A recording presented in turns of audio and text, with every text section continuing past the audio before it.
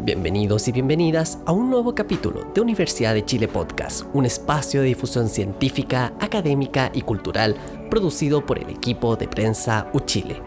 Acompáñenos en este episodio dedicado a explorar las distintas visiones y concepciones sobre la cultura popular y cómo este concepto se ha mercantilizado con el tiempo.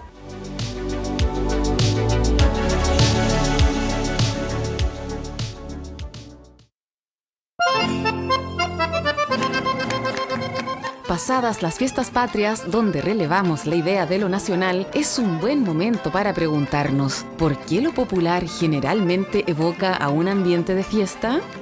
Una celebración eterna, urbana y asociada al imaginario de las clases medias y bajas. Elementos construidos por la literatura, la televisión e internet que nos parecen tan distintivos, tan chilenos. Eso que llamamos la cultura popular.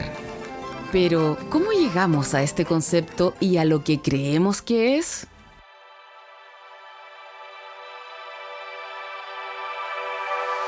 Se tendió a entender como el tipo de manifestaciones, de modos de vida, de mentalidades, de una cierta identidad relacionada con los sectores masivos, ¿no?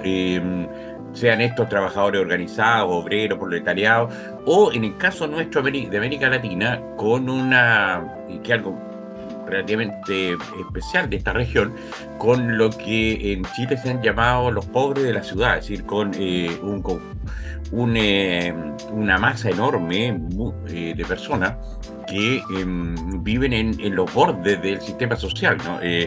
Que viven normalmente alrededor de una economía informal, que no tienen, por tanto, una inserción permanente y estable en la estructura productiva. Quien habla es Eduardo Santa Cruz, académico de la Facultad de Comunicación e Imagen, quien describe a la cultura popular como una serie de elementos representativos, pero que no son estáticos, sino que evolucionan con el tiempo. No podemos pensar tampoco en una mirada esencialista de que lo popular es algo inalterable en el tiempo y en la historia, ¿no? Que siempre es lo mismo y siempre va a ser igual, sino al contrario, ¿no? Que vive y sufre, producto de lo dicho, procesos de transformación, procesos que lo hacen pasar por distintas formas incluso, ¿no? Es decir, como la identidad.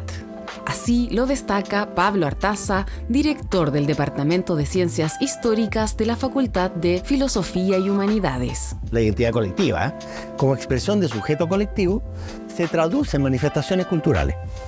Entonces, si le entramos desde un registro sociológico que tiende a privilegiar, o histórico, que tiende a privilegiar la identificación de un colectivo, de un sujeto colectivo, lo que nos va a aparecer es una identidad colectiva.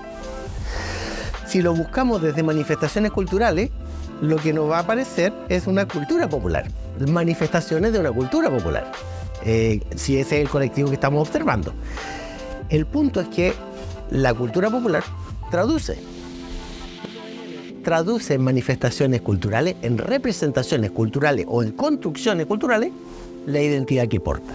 Por eso, y haciendo un paralelo, así como hay distintas identidades en nuestra sociedad, también lo hay a nivel de culturas, como señala el profesor Artaza. No existe una cultura popular, sino que la cultura popular, ni existe una identidad popular, sino que ambas van a estar transformándose permanentemente a lo largo del tiempo.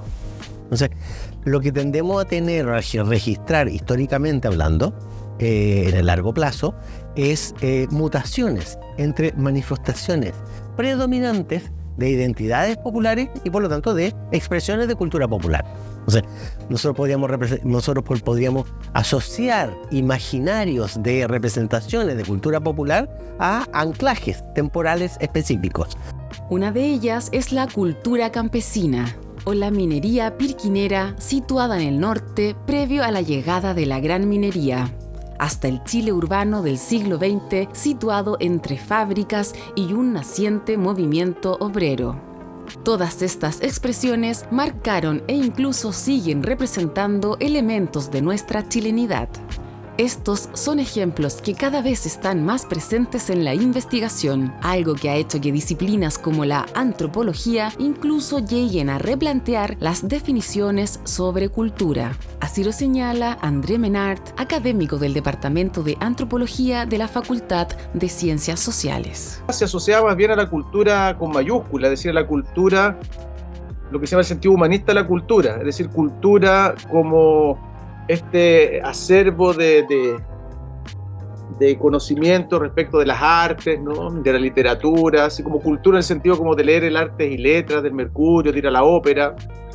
Eso era el sentido como tradicional, humanista de cultura, y desde fines del siglo XIX la antropología surge proponiendo otro concepto de cultura, en que se asume no que solo algunas personas educadas tienen cultura, sino que todos los pueblos, todas las sociedades, todos los seres humanos, desde el momento en que hablan una lengua, que tienen prácticas culinarias, tradiciones, creencias religiosas, valores, tienen una cultura. Acá llegamos a un concepto que aborda la incidencia de la alta cultura y las clases altas en la determinación de la cultura popular. Que es la idea de que lo que se suele llamar cultura popular está asociado a la figura del pueblo, pero del pueblo entendido como el pueblo en el sentido socioeconómico, el pueblo como la plebe, ¿no? Como lo que se opone a la élite y a la cultura oficial. Entonces hay toda una tradición, y esto que excede a la antropología, esto tiene que ver con estudios de, como les digo, de folclore, de historia de las tradiciones, de historia de las mentalidades. Está esta idea de que lo que se suele llamar cultura popular sería como sería efecto de, por decirlo de alguna manera, el chorreo cultural que viene desde las producciones culturales de las élites oficiales, que en cierta forma chorrea hacia las capas inferiores, socialmente más bajas de la sociedad, y ahí es resignificado, ¿no? Una definición que, sin embargo, se ha replanteado hacia una aproximación más compleja. Ya no son las clases altas quienes la determinan, sino que es cada grupo social. Está la idea de que existiría un paralelo entre tradiciones culturales efectivamente de las élites, ¿sí? Las culturas oficiales que tendrían su trayectoria histórica, pero que en paralelo existiría siempre un sustrato de tradiciones extraoficiales, tradiciones justamente de los sectores, de las clases populares justamente, o sea, que no participan de las élites y que tendrían su propio fondo de tradiciones culturales. En ese caso, ¿qué sería lo próximo? El profesor Pablo Artaza advierte que incluso en los ejemplos previos, Chile ha situado su cultura desde lo que otros piensan y abarcan, una suerte de cultura de los referentes. En una primera pasada, en un primer registro, lo que podríamos ver es que para la historia de Chile, la cultura popular cada vez ha ido siendo más marginada. En un paralelo inverso a la constitución de una historia cada vez más unirrepresentacional, de un estilo de lo que es la cultura en Chile, la cultura en general en Chile, más alineado con parámetros de corte europeo occidental, altamente influido por valores cristianos, blanca, escasamente mestiza, y buscando reproducir y amoldarse a comportamientos cada vez más modernos. Algo que también se cruza con elementos como el mercado y la economía. Así lo señala Eduardo Santa Cruz, quien apunta a cómo la cultura popular se resignifica antes de masificarse. Se trata de meter lo popular dentro de ciertos moldes, ¿no? De modo de culturizarlo, es decir, de quitarle toda sustancia política y toda posibilidad contestataria, ¿no? Entonces, una de las maneras, entre comillas, podríamos decir, de domesticar lo popular es culturizarlo, ¿no? Convertirlo en una pura manifestación cultural y sacándole, por ejemplo, todo el contenido político que pueda tener. Tiene sentido. Tan solo hay que ver algunos de los elementos de nuestra cultura popular actual. Por ejemplo, obras de músicas como Violeta Parra o poetas como Gabriela Mistral, que vemos insertas y admiradas ampliamente en nuestra cultura popular, de quienes, sin embargo, se relevan menos sus dimensiones a nivel político. ¿Acaso nunca tuvieron esa voz? ¿O fue la propia industria cultural las que las silenció? Estas son reflexiones y preguntas que para el profesor Santa Cruz representan un punto importante al hablar de la cultura popular.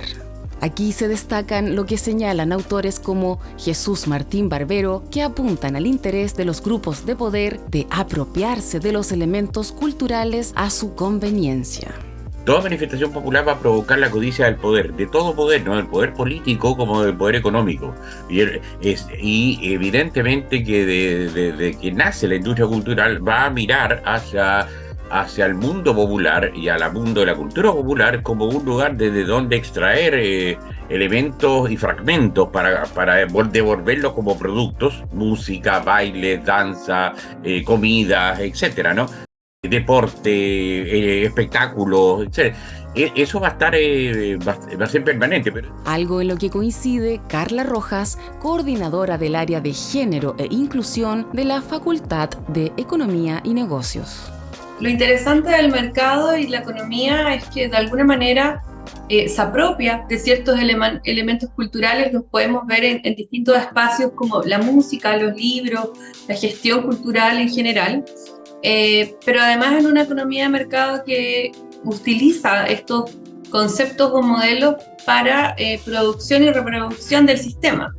Y acá lo podemos ver incluso en algunos movimientos, como el movimiento feminista, por ejemplo, o otras acciones de la sociedad, como el mercado a veces se apropia de estos productos y también los hace parte de la venta y consumo, finalmente, de distintos espacios.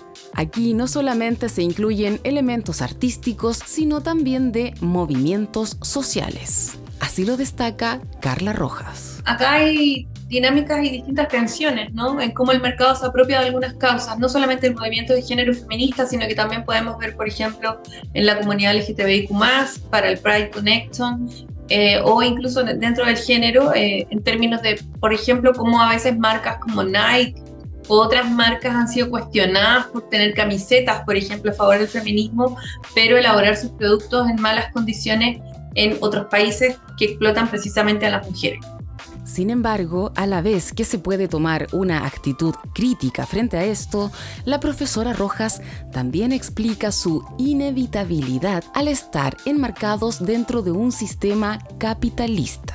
Y también quizás no ser tan críticos también en términos de como una ideología tan purista, ¿no? Porque también vivimos en tensiones. O sea, hay que reconocer que la cultura y la economía va a vivir tensiones dentro de lo que la cultura pop pueda estar reproduciendo y cómo se van apropiando de ciertos fenómenos o resistencias para finalmente igual hacerlos parte de un sistema. O sea, creo que mientras el sistema actual económico no sea modificado estructuralmente, es posible encontrarnos con estas tensiones cotidianas. Hablar de la cultura popular nos ayuda también a pensar quiénes somos nosotros como país, como sociedad y como nación. Muchos elementos influyen en esta definición, una acción que está influenciada por distintas variables e intereses, volviendo a la cultura popular un espacio en constante pugna. Un espacio identitario que despierta pasiones, pero que al mismo tiempo nos hace replantearnos su propio concepto, entendiendo que no hay solo una cultura, sino muchas. ¿Y ustedes, qué imaginan cuando hablamos de cultura popular?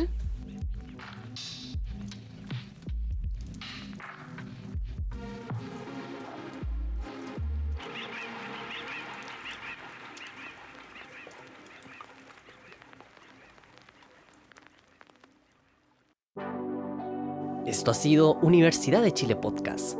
Recuerda que puedes encontrar todos nuestros capítulos en YouTube, uchile.cl y en tus plataformas de streaming favoritas. No te olvides de seguirnos para que no te pierdas ninguna actualización.